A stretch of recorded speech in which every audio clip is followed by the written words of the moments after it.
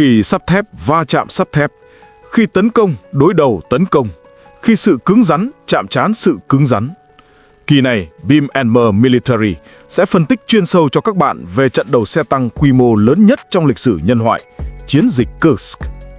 Tiếp nối câu chuyện trước, nhờ dư uy của chiến dịch Stalingrad tháng 2 năm 1943, phương diện quân sông Đông của Rokossovsky tấn công mạnh mẽ suốt dọc tuyến, đến ngày 15 tháng 2 đã chiếm lại được Kharkov. Manstein không hề hoảng loạn, không chỉ sinh được viện binh mà còn một lần nữa lợi dụng điểm yếu của quân đội Liên Xô là tiến quân quá nhanh, hậu cần không theo kịp để tổ chức phản công quyết liệt, tiêu diệt hoàn toàn tập đoàn quân xe tăng số 3 của Liên Xô. Ngày 14 tháng 3 lại thu hồi Kharkov, vài ngày sau tái chiếm Belgorod. Một loạt các cuộc đột kích và phản kích hoa mắt chóng mặt này của cả hai bên đã khiến trên chiến tuyến Xô Đức xuất hiện một khối u lồi ra như vậy. Quân Đức vẫn chiếm giữ các địa điểm chiến lược quan trọng là Oren ở phía Bắc và Belgorod ở phía Nam, nhưng phần giữa đã bị đánh lõm vào một mảng. Cảm giác mặt mũi sưng vù tự nhiên nảy sinh. Trung tâm của khối u này chính là thị trấn công nghiệp trọng yếu Kursk. Đầu tháng 3 lại bước vào mùa bùn lầy do tuyết tan ở Liên Xô, Rasputitsa. Cả hai bên đều không thể di chuyển, chỉ đành rút vào phòng họp để thảo luận phương án. Khoảng thời gian này tương đương với giờ nghỉ giải lao giữa hiệp trên chiến trường Xô Đức. Trải qua 1 năm rưỡi ác chiến, cả hai bên đều đã vô cùng kiệt quệ. Manstein kịch liệt đề nghị thừa thắng xông lên để cụm tập đoàn quân Trung tâm và cụm tập đoàn quân Nam gọng kìm kẹp chặt từ hướng Bắc và Nam. Đau dài không bằng đau ngắn mà, tranh thủ lúc cái khối u này còn ở giai đoạn đầu chưa sơ cứng, phải mau chóng cắt bỏ nó đi. Nhưng tư lệnh cụm tập đoàn quân Trung tâm, von Kluge lại không đồng ý. Ông ta nói, ông có phải là kẻ nghiện công việc không đấy? Không sợ đột tử à? Anh em binh sĩ cũng cần phải thở lấy hơi chứ. Gã Ziemev, Hitler, cuối cùng cũng chịu hết nổi rồi. Đừng cãi nhau nữa, đầu tôi sắp nổ tung rồi. Các vấn đề khác khoan hãy bàn. Nói về khúc nhạc dạo này một chút đã. Vài ngày trước, gã Ziemev đã chuyên tâm đến tham dự buổi trình diễn hay kiểm tra của xe tăng Tiger. Mùa xuân, kết quả thử nghiệm va chạm an toàn cực kỳ tệ hại. Giáp trước bị chiếc T-34 bắn một phát xuyên táo luôn. Các người nhìn xem, mới chúng có một phát pháo nhỏ xíu thế này, mà cái trụ A đã biến dạng hoàn toàn. Thế mà túi khí an toàn cũng không bung ra. Xe đời mới của chúng ta chất lượng như thế này thì ra mắt kiểu gì? Làm sao đi chinh phục người tiêu dùng Liên Xô được? Xe tăng Tiger, cọp của chúng ta tốn bao nhiêu năm, tốn bao nhiêu tiền của, cuối cùng lại làm ra cái thứ của nợ này à? Thu hồi, mẹ kiếp, thu hồi toàn bộ cho tôi.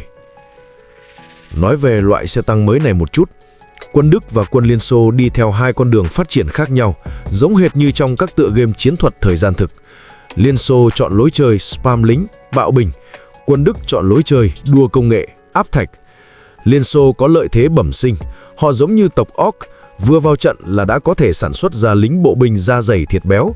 Thế là T-34 cứ thế được sản xuất ồ ạt, dùng đời một để đánh thiên hạ. Trong khi đó, Đích đi theo con đường nâng cấp công nghệ. Đến năm 1943, họ đã liên tục thăng 2 cấp lên đến đời 3, vượt qua giai đoạn khó khăn nhất ở đời 2, tức năm 1942. Giờ đây, cuối cùng họ cũng nghiên cứu xong các loại lính cao cấp là Panther, báo và Tiger, cọp. Ngược lại, Liên Xô do liên tục bị đánh đến mức phải chạy đôn chạy đáo, nên công nghệ vẫn dậm chân tại chỗ ở trình độ đời 1 của năm 1941. Họ chỉ nâng cấp phòng thủ, gia cố thêm giáp một chút gọi là T-34-76. Chúng ta hãy so sánh một chút. Vào thời điểm năm 41, gã bộ binh Orc T-34 này hoàn toàn nghiền nát các loại lính cơ bản của quân Đức lúc bấy giờ là Panzer III và Panzer IV. Nhưng đến năm 43, bất luận là công hay thủ, thì Tiger và Panther đã lật ngược thế cờ, nghiền nát lại T-34. Nhưng vấn đề nằm một chỗ, hiện tại số lượng T-34 đã trở nên cực kỳ nhiều. So với giai đoạn đầu chiến tranh 2 năm trước, quân đội Liên Xô đã có sự thay đổi về lượng, còn quân Đức có sự thay đổi về chất. Vậy rốt cuộc, biến đổi về lượng lợi hại hơn hay biến đổi về chất lợi hại hơn? Cái này khó nói lắm, phải đánh một trận mới biết được. Có thể nhiều người không biết, trong khoảng thời gian nghỉ giải lao giữa hiệp này, đại diện đàm phán của hai bên đã bí mật gặp gỡ một lần. Đại diện phía Đức Ribbentrop nói, ý của sếp Riamet, Hitler bên tôi là thế này. Mọi người dĩ hòa vi quý, chúng ta lấy sông Dnieper làm ranh giới, chia sông mà trị, sau này không đánh nhau nữa, chẳng phải tốt hơn sao? Đại diện phía Liên Xô, Molotov đáp, nói nhảm, lấy sông Dnieper làm ranh giới thì còn đàm phán cái quái gì nữa? Các ông đây không phải là logic của kẻ cướp sao? Sếp Stalin bên tôi cũng đã tỏ thái độ rồi. Nếu hai bên quay trở lại biên giới trước khi chiến tranh nổ ra, thì chuyện ngừng bắn còn có thể thương lượng. Ribbentrop vặc lại. Ông nói thừa, quay lại trước khi khai chiến thì còn đàm thán cái quái gì nữa? Thế tiền phí tổn binh mã, chi phí chiến tranh suốt 1 năm rưỡi qua của chúng tôi, các ông trả chắc. Thế là hai bên lời lẽ không hợp, đập bàn giải tán, ai về nhà nấy tiếp tục chuẩn bị. Mãi cho đến ngày 24 tháng 4. Kế hoạch Citadel thành trì cuối cùng cũng được công bố trên mạng nội bộ công ty. Thực ra, phương án này cũng chẳng khác mấy so với đề xuất ban đầu của Manstein. Vẫn là đòn tấn công gọng kìm từ hai hướng Nam và Bắc đánh vào thôi mà. Chỉ có điều, binh lực được chuẩn bị kỹ càng hơn. Tạm chốt ngày 4 tháng 5 sẽ phát động tấn công. Nhưng mấy hôm đó mưa to tầm tã nên bị delay. Ngày 3 tháng 5, toàn bộ dàn lãnh đạo cấp cao họp đại hội tại Munich để bàn xem rốt cuộc phương án này có triển khai hay không. Tư lệnh tập đoàn quân số 9, Walter Morden lên tiếng trước. Ông ta bảo, dựa theo trinh sát đường không, quân Liên Xô đã xây dựng khu vực lồi này kiên cố như cái thùng sắt, còn cứng hơn cả khu vực Zerhev của tôi nằm ngoái nữa. Thế nên tôi, Morden, cảm thấy tạm thời không nên đánh. Tổng thanh tra lực lượng tăng thiết giáp mới nhậm chức hồi tháng 2 là Guderian lập tức thả lại. Ông ấy bảo, chuẩn luôn, xe tăng mới chưa chuẩn bị xong, cho dù trời không mưa cũng không kịp. Thứ nhất là số lượng không đủ, thứ hai là chất lượng chưa đại. Đặc biệt là con báo này, động cơ cứ hay chết máy, hộp số thì hay kẹt, phanh thì hay mất tác dụng, lại còn cái tật xe tự bốc cháy nữa chứ. Lúc này, Manstein mới nói, Thôi ông ơi, đại ca đừng nói nữa, ông là người của hãng xe đối thủ cài vào dìm hàng hay sao ấy. Tôi thấy không thể đợi thêm được nữa, đợi nữa là Bắc Phi chúng ta không giữ nổi đâu. Nếu kéo dài đến tháng 6, quân đồng minh đổ bộ vào Ý thì đánh hai mặt trận kiểu gì? Bên nào nói cũng có lý, nhưng gã Ziemev, Hitler, kể từ sau khi chơi tất tay ở sòng bài Stalingrad và thua sạch túi, đã mắc hội chứng sợ rủi ro khá rõ rệt. Nghĩ đi nghĩ lại thấy không chắc ăn. Cuối cùng hắn quyết định hoãn kế hoạch Citadel đến ngày 12 tháng 6, hy vọng có thêm nhiều xe tăng đời mới để nhất kích tất sát. Thế rồi, xui xẻo thế nào, đúng ngày 13 tháng 5, quân đồng minh chiếm được Tunisia thật. Thấy địa Trung Hải khó giữ, gã Ziemev đau đầu như búa bổ, đành phải hoãn kế hoạch Citadel lần nữa đến cuối tháng 6 để lo phòng thủ Ý trước. Dù sao thì Ý cũng gần đất mẹ hơn mà. Làm phản diện số 1 toàn cầu đúng là khổ thật, chạy nhiều dự án, project quá. Quản đốc phân xưởng Guderian được đà lấn tới, đòi thêm 1 tháng nữa để sản xuất. Gã Ziemev bảo không được nữa rồi, ngày 3 tháng 7 phải đánh, có bao nhiêu xe dùng bấy nhiêu. Cuối cùng lại bị hoãn đến ngày 5 tháng 7. Chiến dịch Kursk cứ hoãn đi hoãn lại, yếu tố bất ngờ đã mất sạch sành xanh. Tiếp theo, chúng ta quay lại phòng họp của quân đội Liên Xô. Thời gian thảo luận của họ còn sớm hơn cả đúc, vào ngày 12 tháng 4. Về việc hiệp 2 đã thế nào, huấn luyện viên trưởng, người cha Stalin cho phép mọi người thoải mái phát biểu. Vatutin chủ trương muốn tiên hạ thủ vi cường, tấn công trước một bước, đá thứ bóng đá tấn công đôi công với đội tuyển Đức. Người cha hay Stalin đang định gật đầu tán thưởng, nhưng liếc mắt sang bên cạnh thì thấy Zhukov đang nhíu mày đăm chiêu, rồi cả Vasilevsky, Antonov và Rokossovsky cũng vậy. Trong lòng Stalin thầm kêu không ổn. Không thể nào, cái thái độ này rõ ràng là chẳng có ai đồng ý cả sao? À, thế ý kiến của các đồng chí thế nào? Đồng chí Zhukov đứng lên phát biểu. Chào đồng chí, chào các đồng chí. Tôi cảm thấy với thực lực hiện tại của đội tuyển Liên Xô chúng ta, chơi đôi công sòng phẳng với Đức vẫn chưa chắc thắng. Tốt nhất là nên dùng bài tủ phòng ngự phản công.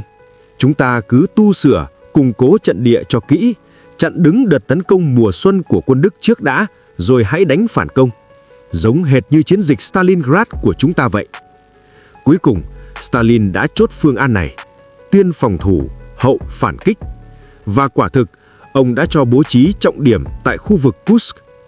Bên trong phần lồi, khu vực Nyoza, phía bắc là phương diện quân trung tâm của Rokossovsky, phía nam là phương diện quân Voronezh của Vatutin. Bên ngoài phần lồi, phía bắc là phương diện quân Tây và phương diện quân Bryansk. Phía nam là phương diện quân Tây Nam và phương diện quân Nam. Stalin yêu cầu 6 phương diện quân này phải xây dựng toàn bộ hệ thống phòng ngự theo chiều sâu. Tôi nhắc lại một lần nữa, Stalin yêu cầu 6 phương diện quân này xây dựng toàn bộ hệ thống phòng ngự theo chiều sâu. Hiểu chưa? Vỗ tay nào! Chưa hết, ngay chính diện phía sau phương diện quân trung tâm và phương diện quân Voronezh, Liên Xô còn thành lập thêm một phương diện quân thảo nguyên Steppe Front do Konev chỉ huy, đóng vai trò là lực lượng dự bị chiến lược tổng lực. Cái tên phương diện quân thảo nguyên nghe thì có vẻ hương đồng gió nội, nhưng các bạn có biết họ có bao nhiêu quân không? 570.000 quân đấy ạ. Tổng cộng 7 phương diện quân nằm ly ở đó, đào hào không kể ngày đêm suốt 3 tháng ròng rã. Các bạn nghĩ xem, quân Đức muốn đột phá qua chỗ này liệu có thành công nổi không? Bởi vì chúng ta đứng ở góc nhìn của Thượng Đế, người đời sau nhìn lại, nên rất dễ nhận ra. Đánh thắng được thì có mà gặp ma, đây điển hình là húc đầu vào đá tảng rồi còn gì. Tuy nhiên, chúng ta mở lịch sử ra thì không thể chỉ dùng góc nhìn của Thượng Đế được. Nếu đứng từ góc độ của quân Đức lúc bấy giờ, thì thực sự họ vẫn thấy có cơ hội. Đầu tiên, nhìn vào dữ liệu lớn, Big Data.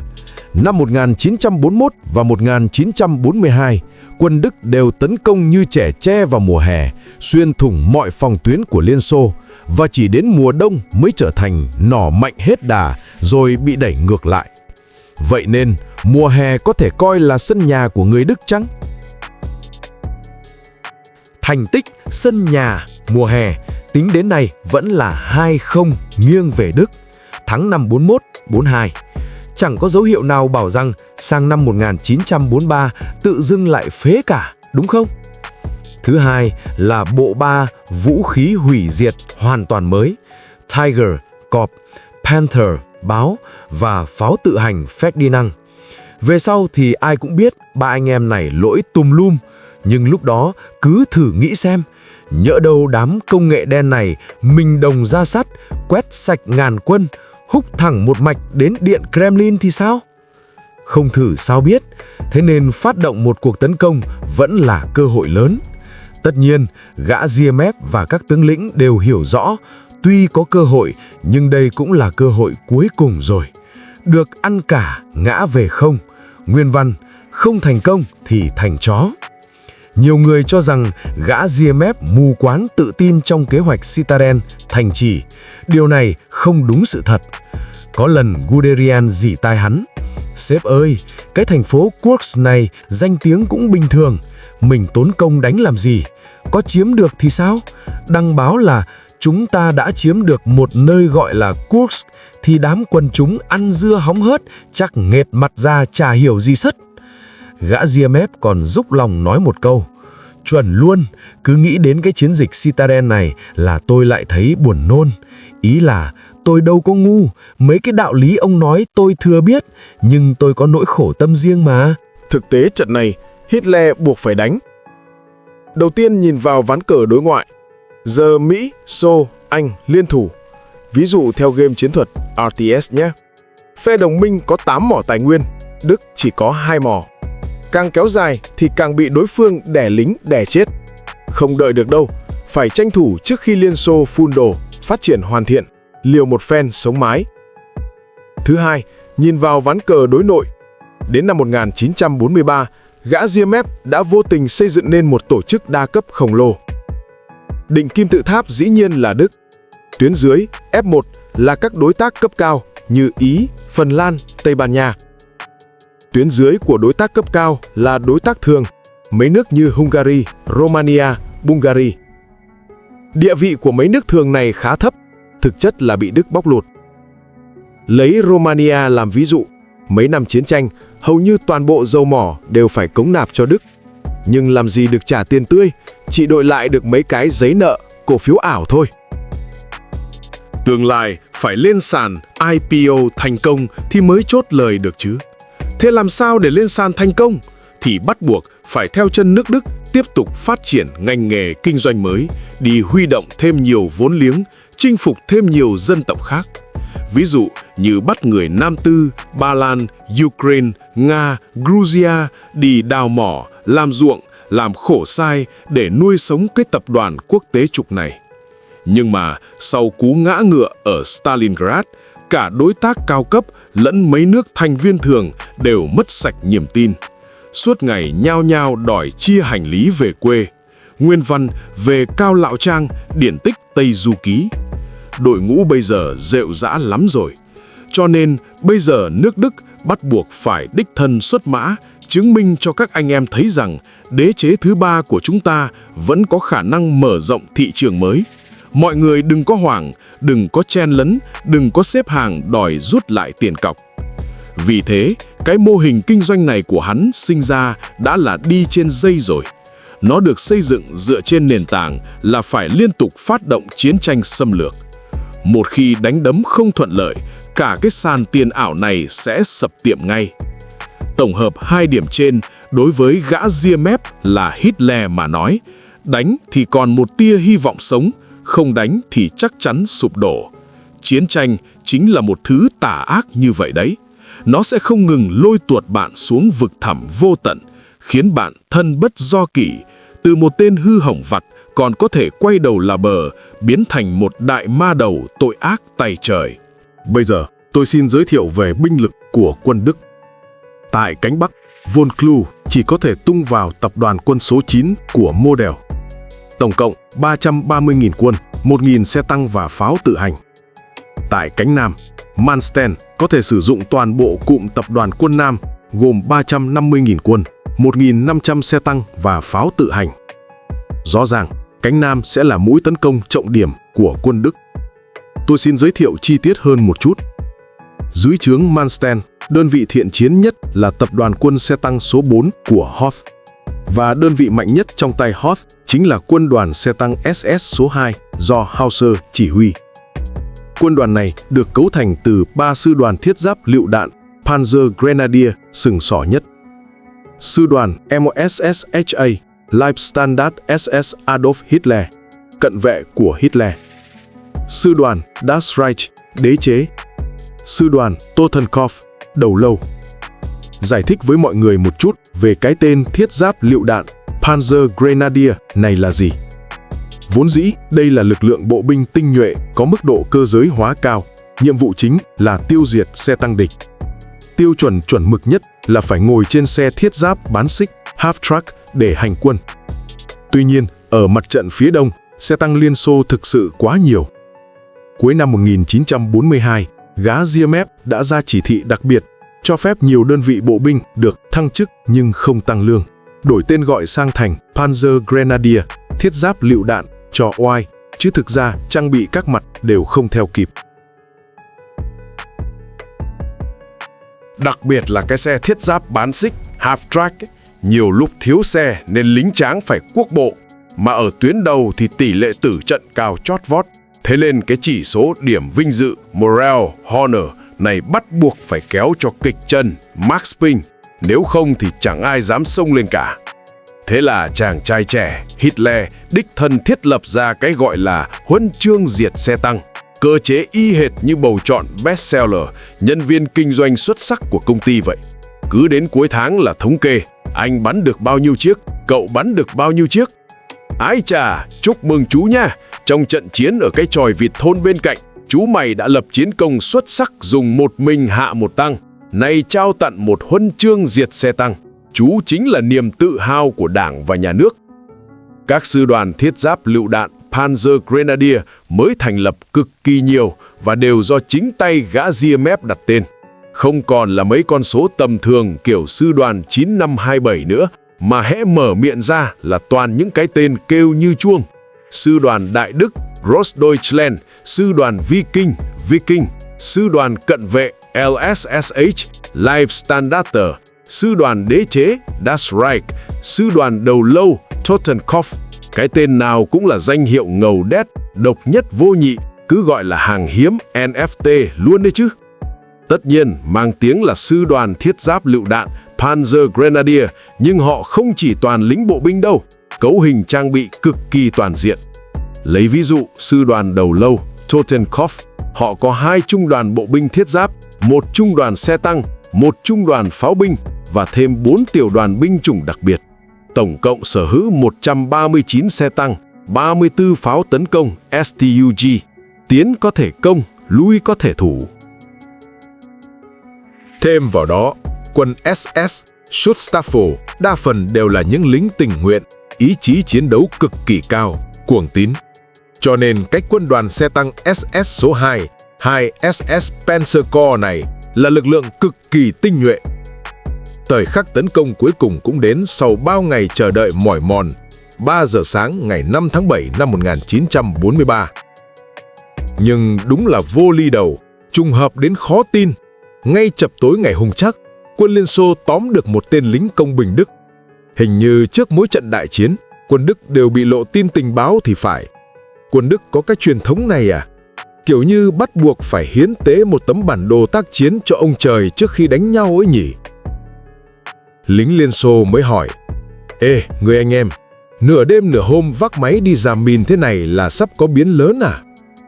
Tên tù binh khải tuốt luốt: Chứ còn gì nữa, 3 giờ sáng mai quân tao tổng tấn công đấy. Tên tù binh này phối hợp nhịp nhàng quá, khiến người ta cảm giác giả chân.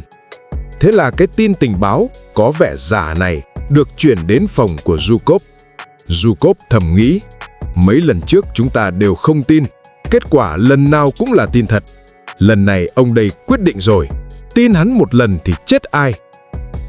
Áp dụng đúng thuyết khu rừng đen trong tiểu thuyết Tam Thể, cứ chĩa súng về hướng kẻ địch mà bắn một phát trước đã. Lão Phu cứ ra tay trước, pre-fire, trúng hay không tính sau.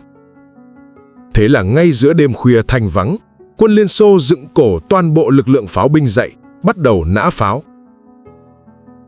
Từ 1 giờ 10 phút đến 2 giờ 20 phút sáng, quân Liên Xô từ cả hai hướng Nam và Bắc bắt đầu nã pháo điên cuồng về phía quân Đức. Cái tên của động tác chiến thuật này nghe thôi đã thấy ảo ma Canada rồi. Phàn chuẩn bị pháo binh, Artillery Counter Preparation. Quân Đức nửa đêm nửa hôm đang tay xách nách mang, tập kết đội hình, thì đùng một cái, nồi niêu song chảo bay đầy trời. Tất nhiên, bắn mù trong đêm thế này thì đa phần đạn dược toàn bắn chim, tức là bắn trượt, nhưng cũng trúng được khá khá đấy. Model ngay tại chỗ xin chỉ thị của đại ca von Kluge: Anh ơi, hay là mình hủy kèo đi, đừng đánh nữa. Anh xem, mình chuẩn bị mấy tháng trời, vừa bước chân ra cửa đã ăn ngay một trận pháo. Chứng tỏ bọn gấu Nga bên kia biết tòng hết bài vở rồi. Lộ bài rồi thì còn đánh đấm cái nỗi gì nữa. Nhưng von Kluge từ chối thẳng thừng. Trong bụng ổng nghĩ, cái lão model này phiền chết đi được. Ở đây ai là tư lệnh cụm tập đoàn quân hả? 4 giờ 30 phút sáng ngày 5 tháng 7, model ở cánh Bắc đành phải nhắm mắt đưa chân liều mình khai hỏa. Đầu tiên là 80 phút bắn pháo dọn đường. 5 giờ 30 phút, cuộc tấn công trên bộ chính thức bắt đầu. Xe tăng Tiger, cọp cuối cùng cũng mãnh hổ xuất chuồng. Nhưng ra đến nơi mới phát hiện trần gian đâu đâu cũng là cạm bẫy, mà toàn là đòn hiểm nhắm vào phần dưới, tức là xích xe, gầm xe. Mìn chống tăng dày đặc của Liên Xô khiến hàng loạt xe tăng đứt xích nằm đường. Số khác thì sa xuống những hào chống tăng sâu tựa biển khơi. Cũng có rất nhiều xe tự lăn ra hỏng hóc kỹ thuật do chưa hoàn thiện. Kết thúc ngày đầu tiên, lực lượng thiết giáp đã thiệt hại mất 20%. Khu vực cánh Bắc này vốn dĩ rừng rú bạt ngàn, chỉ có đúng một khoảng ở giữa là xe tăng có thể xung kích được. Không gian chiến thuật cực hẹp, dễ thủ khó công. Model viết chiến suốt 4 ngày trời, nhưng hiệu quả chẳng đáng là bao. Đặc biệt là tại nhà ga Ponyri, thương vong vô cùng thê thảm. Ngày 8 tháng 7, cuộc tấn công của Model coi như thất bại. Ông ta mất 4 ngày trời, chỉ tiến được vòn vẹn 15 km, nhưng thiệt hại tới 50.000 quân và 400 xe tăng. Rõ ràng là cánh Bắc đã không còn sức để đánh tiếp. Chúng ta hãy tập trung nhìn vào cánh Nam. Chiều ngày 5 tháng 7, cuộc tấn công của Hoth bắt đầu. Mặc dù quân Liên Xô đã nghiêm trận chờ đợi, nhưng vỏ quýt dày có móng tay nhọn, quân Đức cũng đã chuẩn bị cực kỳ kỹ lưỡng. Loại robot rà phá mìn điều khiển từ xa, Goliath, vừa ra mắt đã thể hiện uy lực khủng khiếp. Còn những hào chống tăng khổng lồ của Liên Xô thì bị khắc chế bằng cách cho máy bay ném bom bổ nhào, Stuka, kiêm trì ném bom vào vách hào để sạt lở, tạo thành đường dốc cho xe tăng đi qua. Đối mặt với trận địa chống tăng được huấn luyện bài bản của Liên Xô, quân địch đã áp dụng đội hình tấn công hình chữ V, Panzerkeil, mũi nhọn thiết giáp. Họ để 2-3 chiếc Tiger, cọp, mình đồng ra sắt đi đầu để thu hút hỏa lực tối đa. Sau đó để những chiếc xe tăng hàng rẻ tiền, Panzer 3, 4 đi theo sau. Một khi những con mãnh hổ này tạo được đột phá, đám xe tăng hạng nhẹ và trung đi phía sau sẽ tận dụng lợi thế tốc độ để nhanh chóng mở rộng cửa mở. Cùng lúc đó, hơn 400 máy bay cũng tham chiến. Bom rơi như mưa xuống các trận địa chống tăng của Liên Xô, gây ra thương vong cực lớn. Để phục vụ cho đợt cường tập này, quân Đức thực sự đã chơi tất tay, không tiếc vốn liếng.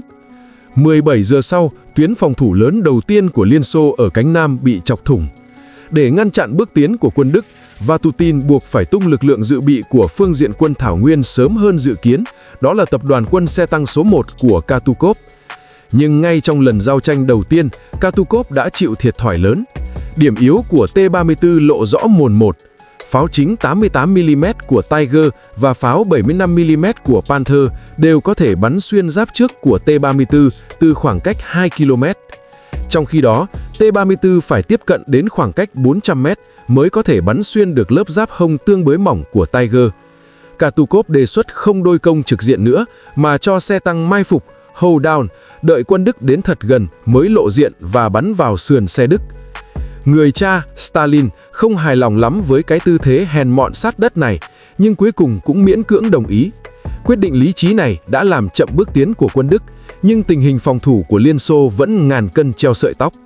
Một kỳ thủ tích cực suy nghĩ về nước đi tiếp theo. Ngay từ chiều tối ngày 6 tháng 7, Vatutin đã xin chỉ thị của đại bản danh STAVKA, yêu cầu lực lượng dự bị tổng lực là phương diện quân Thảo Nguyên chi viện.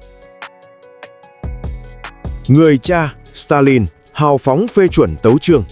Vậy là nhân vật chính của trận chiến này, tập đoàn quân xe tăng cận vệ số 5 do Rotmistrov chỉ huy, được lệnh vào sân sớm. Họ ngày núp đêm đi, bí mật hành quân thần tốc về hướng chiến trường. Quân Đức sau khi nướng một lượng lớn xe tăng, cuối cùng cũng chọc thủng được hai tuyến phòng thủ đầu tiên, áp sát tuyến phòng thủ cuối cùng của phương diện quân Voronezh, tuyến Obayan-Prokhorovka. Họ đang chuẩn bị nước rút để làm cú chốt hạ về đích Kursk. Phụ trách mũi tấn công vào Prokhorovka chính là đơn vị tinh nhuệ nhất, quân đoàn xe tăng SS số 2. Trong khi đó, đoàn xe tăng của Rotmistrov cũng đang phóng hết tốc lực đến chi viện. Prokhorovka, cái thị trấn nhỏ bé vô danh nằm trên tuyến đường sắt này, sắp sửa được ghi vào sử sách với tư cách là chiến trường đấu xe tăng quy mô lớn nhất trong lịch sử nhân loại. Tiền vô cổ nhân, hậu vô lai giả. Trước chưa từng có, sau không ai bằng. Trong cuộc họp tiền phương tối ngày 10 tháng 7, đối mặt với đặc điểm da dày, tay dài, giáp dày, bắn xa của xe tăng Tiger, Rotmistrov lần đầu tiên đề xuất ý tưởng đấu tay đôi xe tăng, giáp lá cà. Bất chấp thương vong, lao thẳng vào cắn xé quân Đức với tốc độ nhanh nhất. Vatutin và Vasilevsky ngay lập tức duyệt phương án này. Ba người họ đạt được sự đồng thuận. Trên tuyến phòng thủ không có công sự kiên cố này, thủ là không thủ nổi đâu. Lúc này đây, tấn công chính là phòng thủ. Ngày 11 tháng 7, quân của Rotmistrov đến Prokhorovka, nhưng ông tá hỏa phát hiện điểm xuất phát tấn công dự kiến đã rơi vào tay địch. Đối thủ trấn giữ ở đó là sư đoàn LSSH, cận vệ Adolf Hitler, thuộc quân đoàn xe tăng SS số 2. Kế hoạch của Đức cho sáng ngày 12 là sư đoàn Totenkopf, đầu lâu, tiến bên bờ bắc sông Psel, cắt đứt đường lộ từ Oboyan đi Prokhorovka, bảo vệ sườn trái cho LSSAH. Sư đoàn Dashrai, đế chế, đột kích từ phía nam, bảo vệ sườn phải. Còn chính giữa, sư đoàn LSSAH sẽ thực hiện cú đấm quyết định vào Prokhorovka. Họ đâu biết rằng, ngày 12, quân Liên Xô cũng sẽ phát động tấn công. Đây sẽ là một trận đối đầu trực diện, đối công. Rotmistrov đã phải bố trí lại điểm xuất phát cho ngày hôm sau. Giờ chỉ còn là sự chờ đợi tĩnh lặng. Thời gian trôi đến ngày 12 tháng 7 năm 1943. Bình minh vừa ló dạng, cả 3 sư đoàn của quân đoàn xe tăng SS số 2 đồng loạt tấn công. Khoảng 2 tiếng sau, lúc 8 giờ 15 phút, trận địa pháo của Liên Xô bất ngờ đồng loạt khai hỏa, đạn pháo như mưa trút xuống đầu quân Đức. Đến 8 giờ 30 phút, từ đài vô tuyến của Rotmistrov vang lên mật lệnh dõng dạc: thép, thép, thép. 500 chiếc xe tăng Liên Xô như bầy ngựa hoang đứt cương, với quyết tâm cảm tử lao thẳng về phía trận địa địch. Lúc này, máy bay trinh sát của Đức cuối cùng cũng phát hiện ra họ. Ngay lập tức, một loạt pháo hiệu màu tím được bắn lên trời.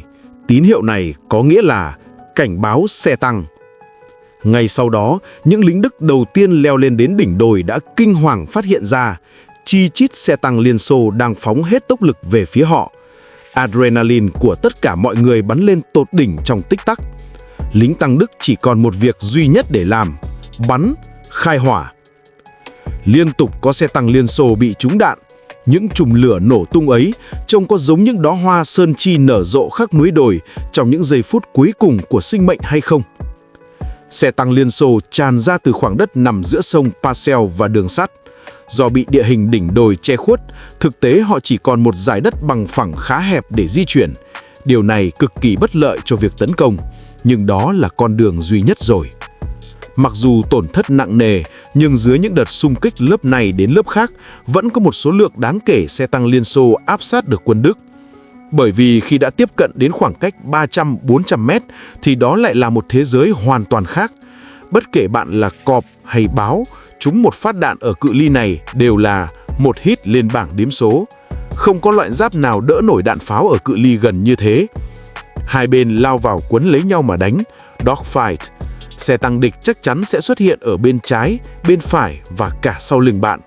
Mọi người đều dốc hết chút sức lực cuối cùng để triệt hạ đối phương. Khi bị trúng đạn xuyên giáp ở cự ly gần, xe tăng sẽ nổ tung ngay lập tức. Tất cả mọi thứ bên trong sẽ hóa thành tro bụi trong nháy mắt. Đôi khi tháp pháo nặng hàng tấn bị hất tung lên cao hàng chục mét.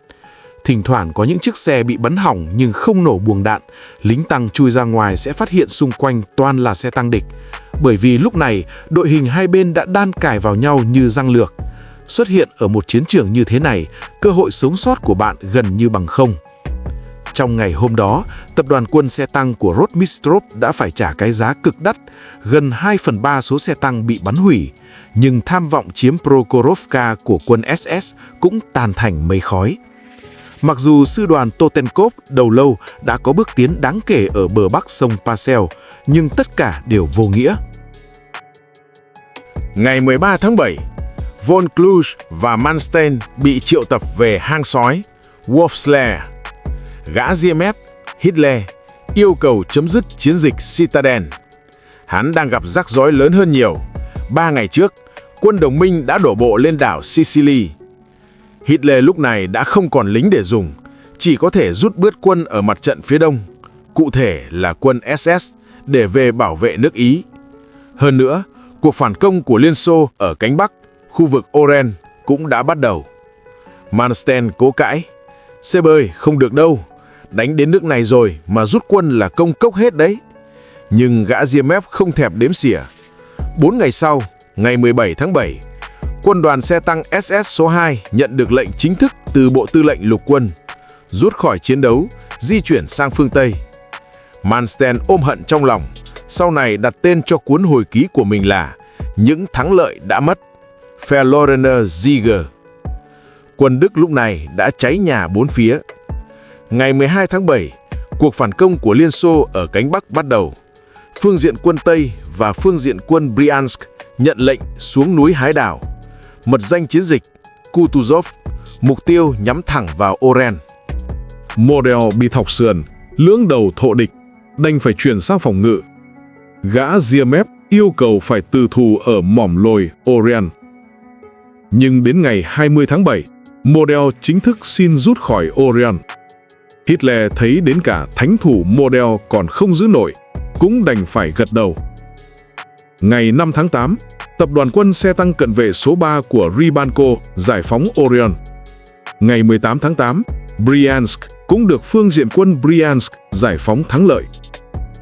Quân Đức vốn định nhổ cái mỏm lồi Kursk của Liên Xô trong chiến dịch này.